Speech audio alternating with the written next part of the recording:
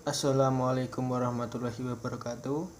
Tarekat terorganisir di Indonesia. Saya Khairul Musid Effendi, NIM 2031210137, kelas 1 BPPA. Yang pertama ada pengertian tarekat.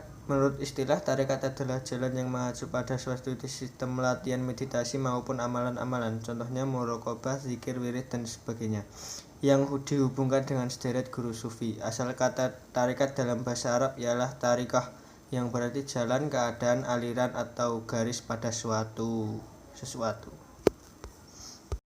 Yang kedua ada sejarah munculnya tarekat di Indonesia. Secara umum dapat dikemukakan bahwa tarekat-tarekat itu baru muncul atas nama masing-masing sekitar abad ke-12 Masehi. Karena kesulitan tersebut, Harun Nasution mencoba melihat secara tahapan perkembangannya saja, yaitu tahap pertama, tahap Honaqoh, pusat pertemuan sufi. Di sini Syekh memiliki sejumlah murid yang hidup bersama-sama di bawah peraturan yang tidak ketat.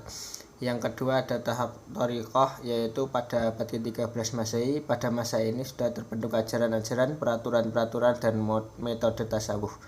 Yang ketiga ada Taifah, yaitu tahap ketiga. Tahap ini terjadi pada abad ke-15 Masehi. Yang ketiga ada Thariqah yang ada dan berkembang di Indonesia. Yang pertama ada Khalwatiyah, yang kedua Syatariyah, yang ketiga Qadariyah wa Naqsabandiyah, yang keempat ada Alawiyah.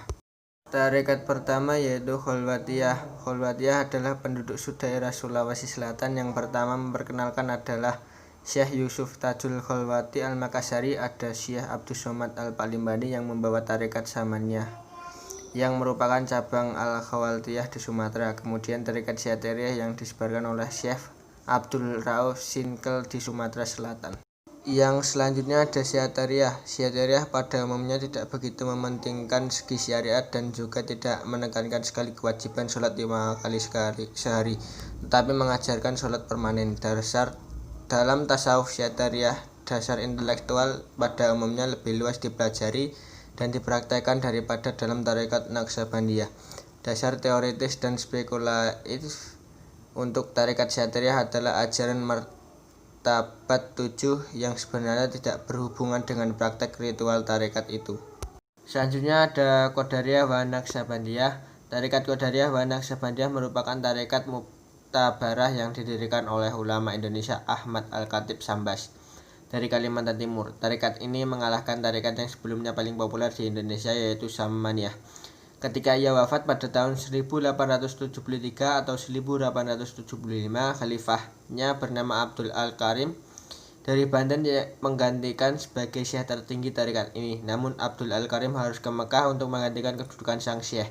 Dua orang khalifah utama yang lain adalah Kiai Tolhah dari Cirebon dan seorang kiai dari Madura, Kiai Ahmad Hasbullah. Namun sejak Abdul Al-Karim wafat, tarekat ini terpecah belah berdiri sendiri yang berasal dari ketiga khalifah pendiri tersebut. Yang selanjutnya ada Alawiyah. Tarekat Alawiyah atau tarekat As-Sa'adah Al-Ba'alawiyah adalah suatu tarekat sufi Islam Sunni yang terkenal, yang didirikan oleh Imam Muhammad bin Ali Ba'alawi bergerak Al-Faqih Al-Muqaddam, lahir di Tarim, Yaman 574 Hijriyah dan wafat 653 Hijriyah.